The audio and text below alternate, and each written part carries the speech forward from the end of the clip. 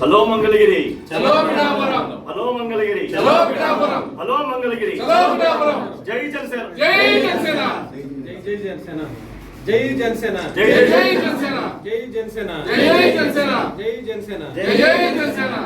పవన్ కళ్యాణ్ గారి నాయకత్వం, వర్ధిల్లాలి. చెల్లపల్లి గారి నాయకత్వం.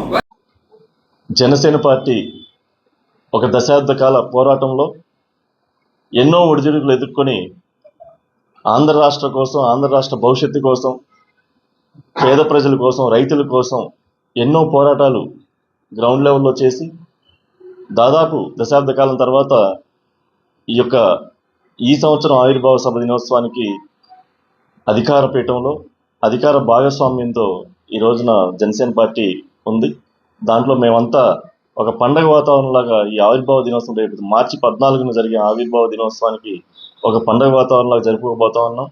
దానికి మంగళగిరి నియోజకవర్గం నుంచి అందరూ ఆహ్వానిస్తూ ఉన్నాం. అలాగే రకరకాల ట్రాన్స్పోర్టింగ్ సౌకర్యాలు అవి కూడా ఏర్పాటు చేయబోతా ఉన్నాం.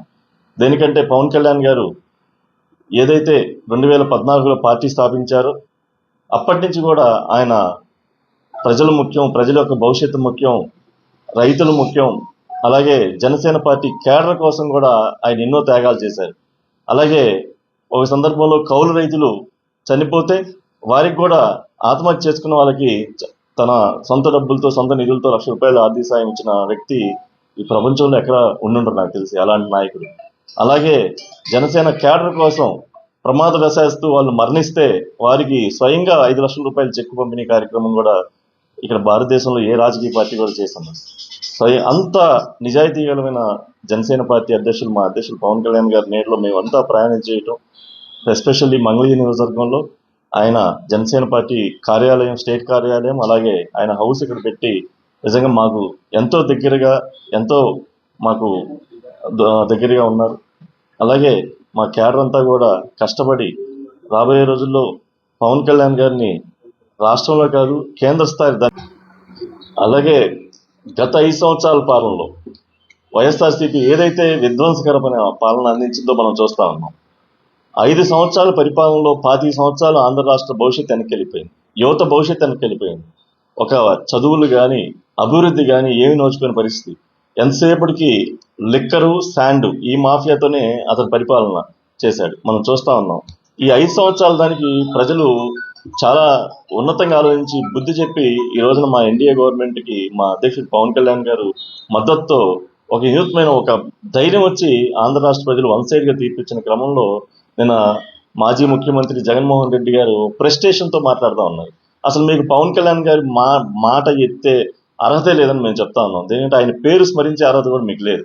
దేనికంటే ఆయన అంత ఉన్నతమైన వ్యక్తి. మీలాగా పదవుల కోసమో లేదంటే మీ నాన్న చనిపోయిన తర్వాత నేను ముఖ్యమంత్రి అవ్వాలని చెప్పి రోడ్లమ్మడి పట్టి తిరగటం ఇది చేశారు తప్పితే ఈయన ఏ రోజు ముఖ్యమంత్రి కావాలనో ఇంకోటి కావాలనో కోరుకోవాలి.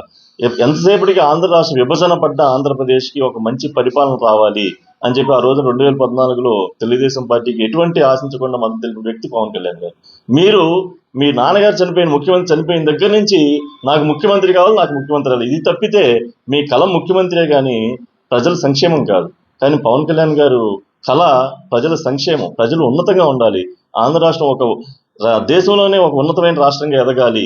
ఎందుకంటే విభజన పడ్డ ఆంధ్రప్రదేశ్ ఒక అన్యాయానికి గురైపోయి చాలా దారుణమైన పరిస్థితి 2014లో ఆ రోజున ఉన్నప్పుడు పవన్ కళ్యాణ్ గారు ఉన్నతంగా ఆలోచించి పదవులు కాదు ముఖ్యం, నిజంగా ఆ రోజే తలుచుకుంటే ఆ రోజే అసెంబ్లీలో అడుగుపెట్టేవాడు పవన్ కళ్యాణ్ గారు. అది మీకు తెలియదేమో, ఈ రోజు నేను ఏదో అవాకి చవాకులు మాట్లాడుతున్నారు. 2014లో నిజంగా ఆయన పదవే కావాలనుకుంటే ఆయన ఆ రోజున 20-30 మంది ఎమ్మెల్యేలతో అడుగుపెట్టే పరిస్థితి ఆ రోజున. కానీ ఒక్క సీటు కూడా ఆశించుకోకుండా ఆయన నిజాయితీగా ఇచ్చేసిన వ్యక్తి పవన్ కళ్యాణ్ గారు.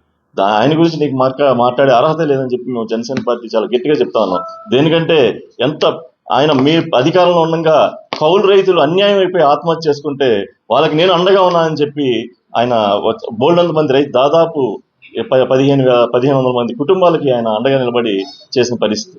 అలాగే నిన్న నేను వైజాగ్ ఒక కార్యక్రమానికి వెళ్తే వైజాగ్లో ఫిషర్మెన్స్ చెప్తున్నారు, అక్కడ బోట్లు తగలబడిపోతే మొట్టమొదటిగా స్పందించిన వ్యక్తి పవన్ కళ్యాణ్ గారు. ₹1,00,000 ఆయన స్వయంగా ఆ రోజున ఇచ్చిన పరిస్థితి.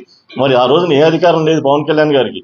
మీరు ముఖ్యమంత్రి హోదాలో ఉన్నారు అంటే మా పవన్ కళ్యాణ్ గారు స్పందించిన తర్వాత మీరు స్పందించిన పరిస్థితి. అలాగే కౌలు రైతులు కన్నీళ్లు తుడవడానికి కూడా మీరు ఏ రోజు రాలా. అలాగే మా పార్టీ క్యాడరు యువత యాక్సిడెంట్లో వాటిల్లో ప్రమాదవశాత్తు చనిపోతే స్వయంగా 5 లక్షల రూపాయలు సొంత డబ్బులతో ఆయన చెక్కులు ఇచ్చిన పరిస్థితి. ఇదంతా ప్రజలు చూస్తా ఉన్నారు. మీరు అన్నంత మాత్రాన మీరు మీ యొక్క ఇది ఎక్కడ పోతుందో అని చెప్పి బిల్డప్ గా పవన్ కళ్యాణ్ గారి పేరు మాట్లాడుకోవడం తప్పితే ఇంకో ఉద్దేశం లేదు. మీకైతే అర్హత లేదని చెప్పి మేమైతే చాలా గట్టిగా చెప్తా ఉన్నాం అని చెప్తాం. Thank you. ఆవిర్భావ సభ ఒక మైల్ స్టోన్ గా నిలబడిపోతా ఉంది. ఎందుకంటే ఒక రాష్ట్రం అంతా కూడా ఇంతకుముందు ఒక వర్గమే క్యాడర్గా ఉండేది. ఈ రోజున అది 9 నెలలు అధికారం వచ్చిన 9 నెలల్లో ఆయన చేసిన సంక్షేమ కార్యక్రమాలు, అంటే సంక్షేమం మీన్స్ అభివృద్ధిలో పేద ప్రజలకు అండగా ఎలా నిలబడ్డారు, గ్రామీణంలో రోడ్లు కానీ, అలాగే గిరిజన ప్రాంతాల్లో ఎన్నడూ లేని వాళ్ళు నోచుకున్నటువంటి ఆ రోడ్లు స్వయంగా ఆయన పరిశీలించి ఆయన అధికారంలోకి మనం రాగానే ఎమ్మటే అక్కడ గిరిజన ప్రాంతాల్లో రోడ్లు కానీ, అలాగే వాళ్ళకి అంబులెన్స్ సౌకర్యాలు కానీ, ఇలా రకరకాలుగా ఆయన మరింత ఉన్నతంగా చేసుకున్నారు. ఇంకా రాబోయే రోజులు ఇంకా మెరుగ్గా ఆంధ్ర రాష్ట్రం సుభిక్షంగా ఉంటుంది పవన్ కళ్యాణ్ గారి యొక్క సూచనలతో అని చెప్పి సందర్భంగా తెలియజేసుకుంటూ మేమంతా దానికి సమాయత్తం అవుతున్నాం అని చెప్పి సందర్భంగా తెలియజేస్తా ఉన్నాం.